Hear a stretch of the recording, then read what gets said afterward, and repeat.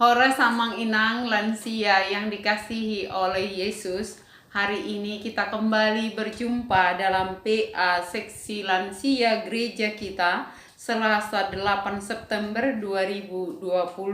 Karena itu kita persiapkan hati dan pikiran kita berdoa dalam hati masing-masing.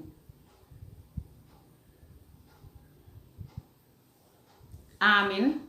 Mari demahita sian bukwede nomor 733 ayat sada.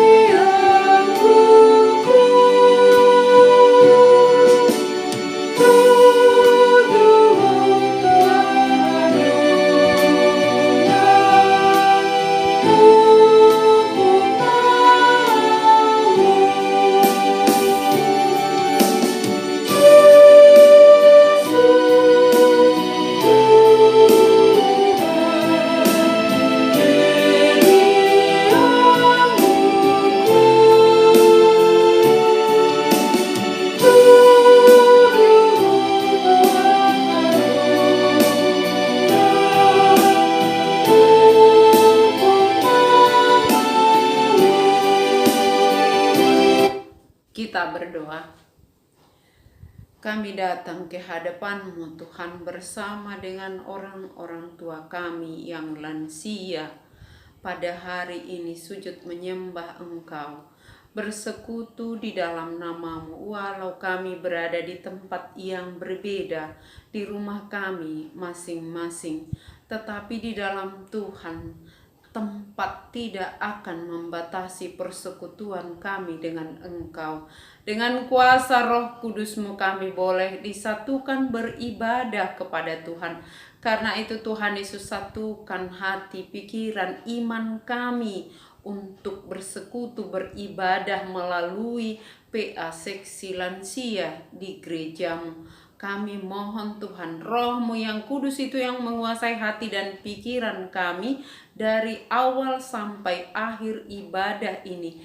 Berkenanlah Engkau Tuhan bersama dengan kami. Di dalam nama Allah Bapa, Anak dan Roh Kudus kami beribadah.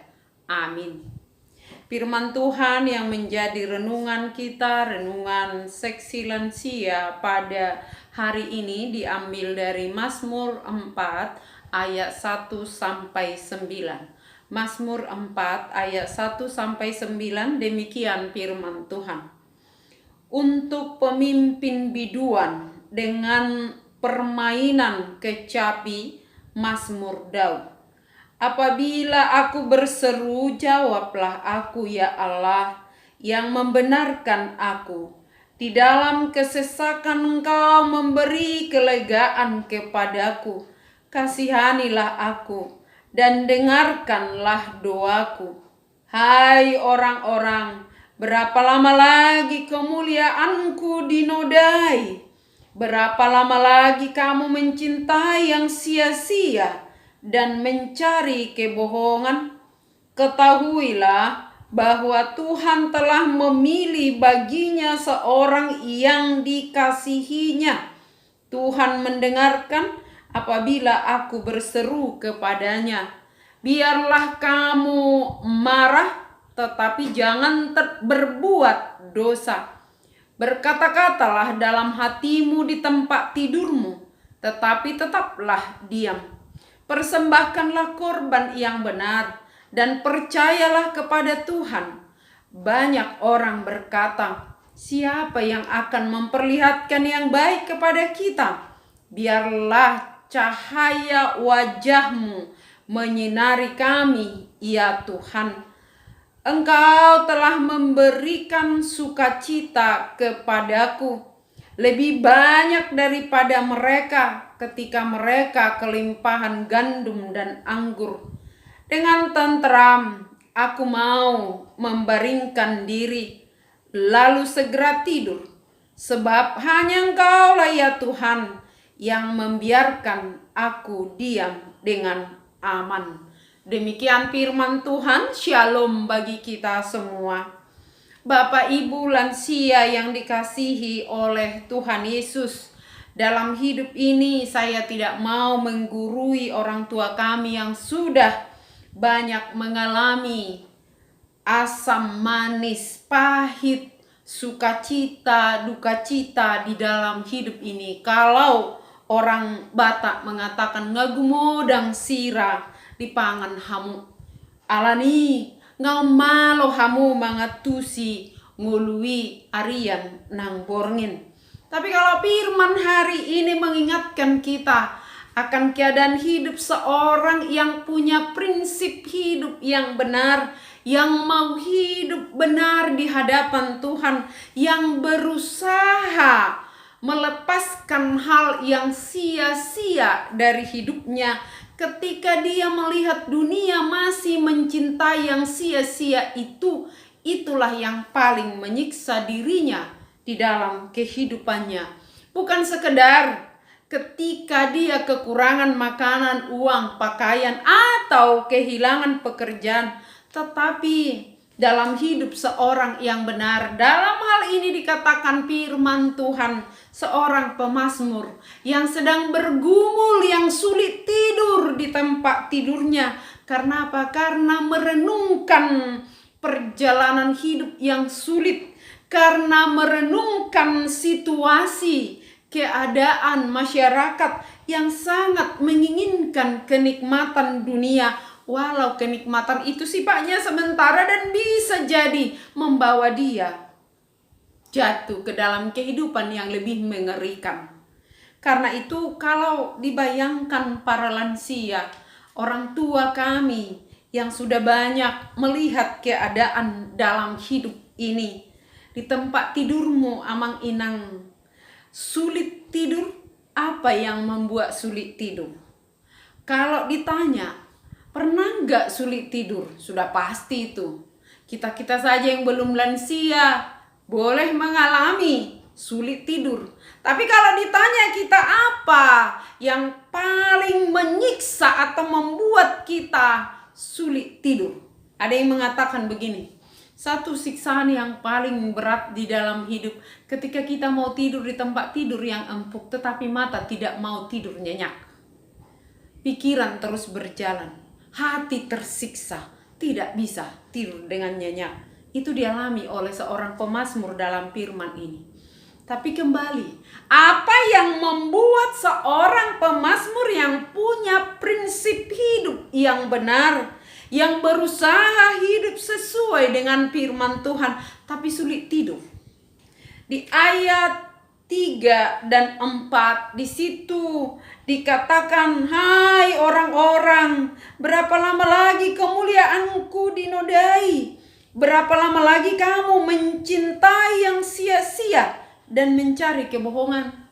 Ternyata kesusahan, kesesakan hidup, pergumulan, penderitaan seorang pemazmur, orang yang percaya, ketika dia sulit di tempat tidurnya untuk beristirahat dengan tenang, tidur dengan tenang, yang membuat dia sulit tidur adalah memikirkan keadaan dunia, orang-orang di sekitarnya yang sedang berusaha menodai kemuliaannya, menodai, memfitnah hidupnya yang benar itu. Dalam situasi seperti itu dia berkata kepada dirinya sendiri, jangan marah, dan kalaupun kamu marah, tetapi jangan berbuat dosa. Berkata-katalah dalam hatimu di tempat tidurmu, tetapi tetaplah diam. Bagaimana itu ya? Berkata-kata dalam hatimu di tempat tidurmu, tetapi tetaplah diam. Inilah mungkin yang membuat sulit tidur. Hati terus berbicara tetapi mulut diam. Sulit untuk mengeluarkannya. Bukankah hal seperti itu membuat para orang tua sering jadi sakit atau stroke atau lama-lama tidak mau berbicara lagi? Bahkan ada pengalaman yang lansia berkata, sulit makan dan tidak mau makan. Karena apa? Dia seolah-olah tidak bisa menyelesaikan persoalan yang dihadapinya. Dan bukan karena kesalahannya, tetapi karena dia mau menuntun seseorang, menuntun anak menantu cucunya untuk berjalan di jalan yang benar, menjauhi kenikmatan dunia. Karena kenikmatan itu adalah kesia-siaan. Kalau di pengkhotbah dikatakan seperti menjaring angin, usaha yang sia-sia jika kenikmatan itu dilakukan di luar kehendak Allah. Jika dia hidup di luar Allah. Para lansia paling tahu itu. Bagaimana para opung mertua bergumul melihat generasi milenial yang kadang-kadang sulit diterima akalnya dibandingkan dirinya di masa anak-anak, di masa remaja, di masa maposo, ketika menjadi menantu, ketika menjadi seseorang yang harus tinggal bersama dengan mertua atau bersama dengan opung, dibandingkan dengan generasi sekarang. Mungkin akan berkata-kata dalam hati tapi sulit untuk mengatakannya. Seorang pemazmur mewakili orang yang dekat dengan Allah. Dia tidak berbicara tapi hatinya, pikirannya, imannya berbicara. Itu yang terjadi dalam firman ini, sehingga dia seolah-olah berbicara kepada dirinya sendiri sambil mengajak dirinya atau mengajak orang-orang juga yang mau mendengar. Apabila aku berseru, ini merupakan pengakuan dan kesaksian, tapi sekaligus ajakan yang di ayat 2. Apabila orang yang mengenal Allah, aku berseru, maka Allah akan menjawab. Itu keyakinan, tetapi juga menjadi undangan pernyataan kesaksian bagi setiap kita yang mau percaya. Jika kita tetap mengandalkan Tuhan, sekalipun kemuliaan kita, kebenaran kita, usaha kita yang baik untuk melakukan yang baik selalu difitnah, dihujat, atau mungkin juga dibohongi. Padahal kita sudah berusaha hidup jujur, kita sudah berusaha melakukan yang baik, tapi selalu ada fitnahan atau tuduhan untuk melawan kita ketika kita melakukan yang benar itu. Amang inang, orang tua kami opung yang sudah lansia, firman Tuhan kembali menyerukan kepada para lansia secara khusus. Jangan menjadi sakit karena semua itu.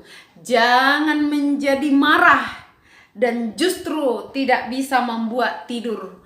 Kalau para lansia tidak bisa tidur, kesehatannya pasti terganggu. Jangankan lansia, kita semua. Katanya dari segi kesehatan, kalau kurang tidur bisa naik tensi atau turun tensi, bisa juga jadi daya tahan tubuh kurang. Apalagi dalam situasi sekarang, jaga kesehatanmu, kekuatanmu, keluar rumah saja berpikir.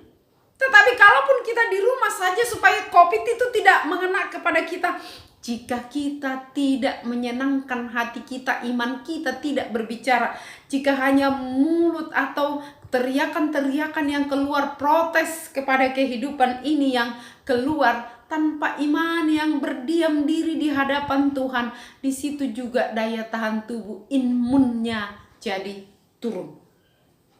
Karena itu apa yang harus dilakukan? Berdoalah di tempat tidurmu. Ingatlah, hanya Tuhan yang bisa memberi ketentraman jiwa. Di ayat 9.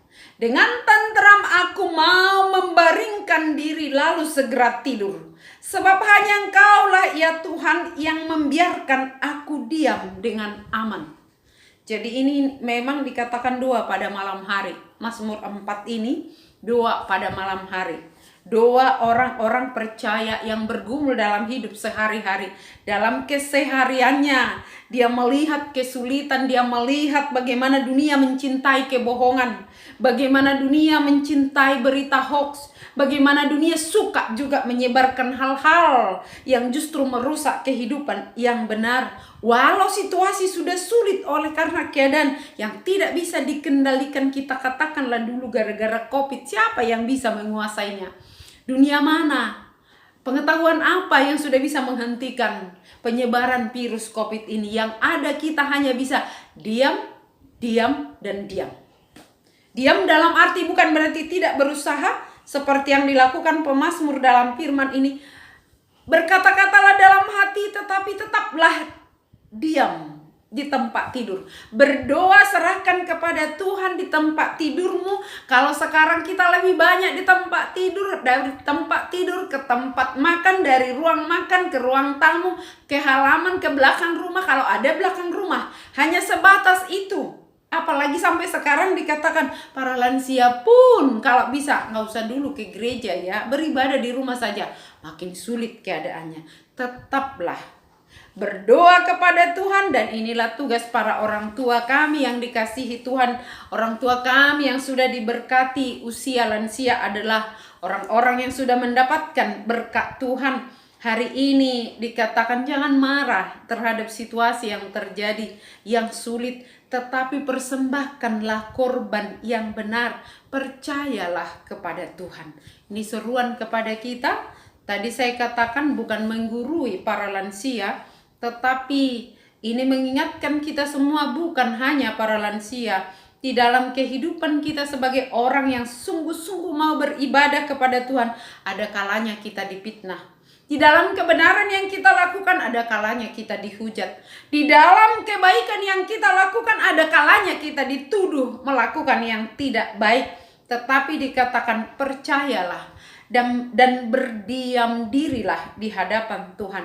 Jika kamu harus menderita karena kebenaran, berbahagialah orang yang teraniaya atau yang dianiaya karena kebenaran, sebab dialah yang empunya kerajaan Allah. Kata Yesus Matius 5 ayat 10. Berbahagialah orang yang dianiaya karena kebenaran, karena dialah yang empunya kerajaan Allah.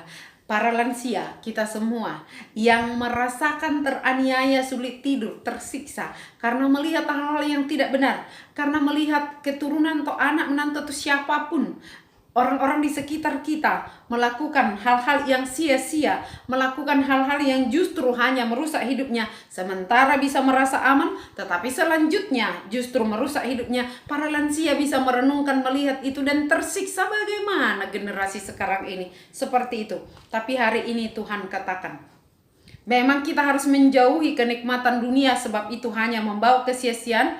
Kalau di Galatia dikatakan itu keinginan daging yang hanya membawa kita kepada kesia-siaan. Naso marguna doi sude, molo satokki pe marguna, alai satokki doi tokin nae gabi Roma akaha maolon. Karena itu hal yang harus dilakukan. Kalau sulit tidur, berdoalah. Serahkan semuanya kepada Tuhan. Persembahkan kepada Tuhan. Kalaupun kita sepintas berpikir dari mana pertolongan, ada yang berkata siapa yang akan memperlihatkan yang baik kepada kita kalau kita terus dihujat, difitnah, kemuliaan kita dinodai? Siapa? Firman ini berkata, cahaya wajah Tuhan akan menyinari kita, sebab Dia Tuhan yang adil. Keadilan Tuhan itu akan dinyatakan. Orang yang dianiaya, yang difitnah karena kebenaran, Tuhan yang akan menolong. Itulah sebabnya dikatakan Dia akan mempunyai kerajaan Allah, karena Allah bersama dengan kita. Kalau masih ada kebohongan atau fitnahan di sekitar kita, aka opung, aka inang amang, tetaplah doakan. Berkata-katalah kepada Tuhan. Jangan pernah berkata yang tidak benar. Karena ketika kita katakan yang tidak benar dan dialami oleh orang-orang yang kita kasihi, kita pun akan turut menderita. Kalau kita memarahi dan menghujat atau memberi kutuk atau dengan kata-kata yang tidak baik, dan jika itu terjadi, maka kita pun akan merasakan penderitaan. Tapi hari ini Tuhan mengatakan, ingatlah, kamu akan bisa tidur dengan tenang, terbaring dengan tenang, membaringkan diri dengan aman. Jika semuanya diserahkan kepada Tuhan. Dunia tidak bisa kita kendalikan, tenaga kita tidak bisa lagi mengatur kekuatan dunia, pikiran kita apapun, jabatan, apapun masa lalu kita, kehebatan kita. Sekarang di tempat tidurmu, serahkan semua kepada Tuhan, berdoa, Tuhan akan melakukan keadilan, dan Tuhan yang akan bisa menenteramkan jiwa yang gelisah. Tuhan yang akan memberikan kelegaan kepada orang yang sesak, karena Dia yang berkata, marilah kepadaku hai kamu yang letih lesu dan berbeban berat, Yesus, hanya Yesus yang bisa katakan itu. Maka datanglah pada Yesus, andalkan Dia, jangan pernah hidup dalam kesia-siaan. Tuhan pasti menolong kita. Amin, kita berdoa. Terima kasih Tuhan atas firman yang mengingatkan kami agar kami fokus terhadap hal yang bisa menolong menyelamatkan kami dan melepaskan diri kami dari keinginan-keinginan daging kami yang semuanya itu adalah kesia-siaan, tidak ada faedahnya. Tolong kami Tuhan untuk selalu mengandalkan Tuhan di dalam hidup kami dan berserah dan berdoa di tempat tidur kami ketika kami mengalami kesesakan, kegelisahan tubuh oleh karena situasi yang terjadi. Tuhan, biarlah Kau menolong kami menjamah setiap hati, secara khusus para lansia, orang tua kami yang Tuhan sudah berkati dengan umur yang panjang. Jika mereka merasakan kelemahan tubuh, sulit untuk berkata-kata, sulit untuk bangkit dari tidurnya, sulit untuk melakukan apa yang ingin mereka lakukan, biarlah mereka diberi kekuatan, iman yang selalu berbicara kepada Tuhan. Imannya itulah yang menggerakkannya. Jika mereka sekarang, para lansia yang mendengarkan firman ini sedang mengalami kelemahan tubuh itu, biarlah iman mereka tetap dikuatkan Tuhan. Kami berdoa untuk para orang tua kami yang lansia dimanapun berada yang mendengarkan firman ini. Biarlah Tuhan memberi mereka kesehatan, hikmat untuk memahami setiap hal yang terjadi, yang dilihat setiap hari. Entah itu di rumah, atau melalui berita, atau melihat keadaan anak, menantu, cucu-cucunya yang kadang-kadang sulit dipahami. Firman ini menguatkan para orang tua kami yang lansia, supaya mereka tetap teguh di dalam iman dan berdoa untuk anak-anaknya. Kami berdoa untuk mereka yang sedang sakit, untuk inang kami, Inang Sintua, Hutasoi, Tinang Dorcas, Boru Pasaribu, yang masih dalam kelemahan tubuh. Tolonglah dia Tuhan, kuatkan dia, teguhkan imannya. Untuk para orang tua kami yang masih bergumul akan anak-anaknya yang belum mendapatkan jodoh, Tuhan, Kau berikanlah jodoh kepada anak-anak orang tua kami yang lansia, yang terus-menerus didoakan Tuhan, putra-putri mereka yang sudah layak untuk berkeluarga. Tuhan, mendengar seruan seperti firman yang Kau katakan pada saat ini. Tuhan pasti mendengar seruan orang-orang yang mengasihi Engkau, orang-orang yang berseru kepadamu di dalam iman. Jawablah Tuhan doa-doa para orang tua kami yang menghendaki borunya untuk mendapatkan jodoh, anaknya untuk mendapatkan jodoh. Begitu juga dengan keluarga yang menghendaki atau berdoa supaya mendapatkan keturunan. Tuhan juga yang menjawab. Kami serahkan semuanya ke dalam tangan-Mu Tuhan, pun keadaan gerejamu, negara kami, oleh karena situasi COVID yang masih terus mengancam, mengkhawatirkan, menakutkan, biarlah kami tetap percaya bahwa Tuhan yang dapat menolong, melindungi kami, Tuhan yang bisa menolong negara kami jauh dari kekacauan dan ketidakadilan. Hanya padamu ada keadilan Tuhan dan ketentraman. Biarlah Kau Tuhan yang memberikan ketentraman bagi negara kami, bagi gerejamu di dunia ini, di negara kami, di kota kami, khususnya gerejamu HKBP yang sedang mempersiapkan diri untuk melaksanakan sinode Godang. Kami mohon Tuhan, Kau berikan waktu yang baik, izin untuk dapat melakukan itu. Terima kasih untuk semua kebaikan-Mu, berkati seluruh jemaat-Mu, mulai dari yang kecil sampai lansia.